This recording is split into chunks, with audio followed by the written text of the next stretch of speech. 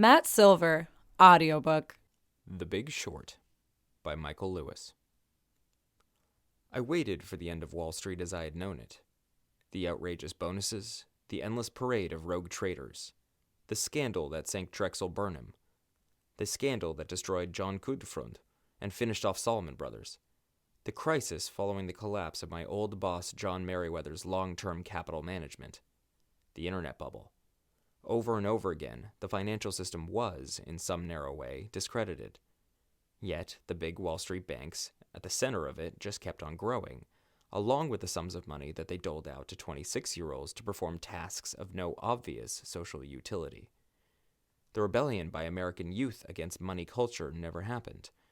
Why bother to overturn your parents' world when you can buy it and sell off the pieces? At some point, I gave up waiting.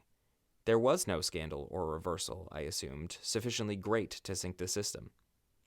Then came Meredith Whitney with news. Steve Jobs by Walter Isaacson. In the early summer of 2004, I got a phone call from Steve Jobs. He had been scattershot friendly to me over the years, with occasional bursts of intensity, especially when he was launching a new product that he wanted on the cover of Time or featured on CNN. Places where I'd worked. But now that I was no longer at either of those places, I hadn't heard from him much. We talked a bit about the Aspen Institute, which I had recently joined, and I invited him to speak at our summer campus in Colorado.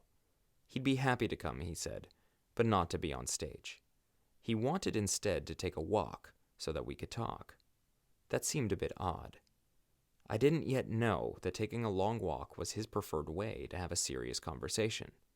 It turned out that he wanted me to write a biography of him. I had recently published one on Benjamin Franklin and was writing one about Albert Einstein, and my initial reaction was to wonder, half jokingly, whether he saw himself as the natural successor in that sequence. Because I assumed that he was still in the middle of an oscillating career that had many more ups and downs left, I demurred. Not now, I said. Maybe in a decade or two, when you retire. Ready Player One by Ernest Cline.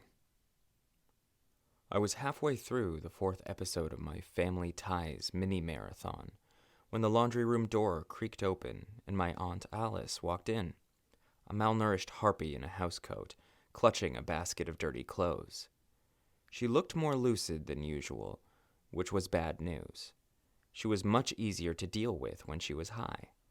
She glanced over at me with the usual look of disdain and started to load her clothes into the washer.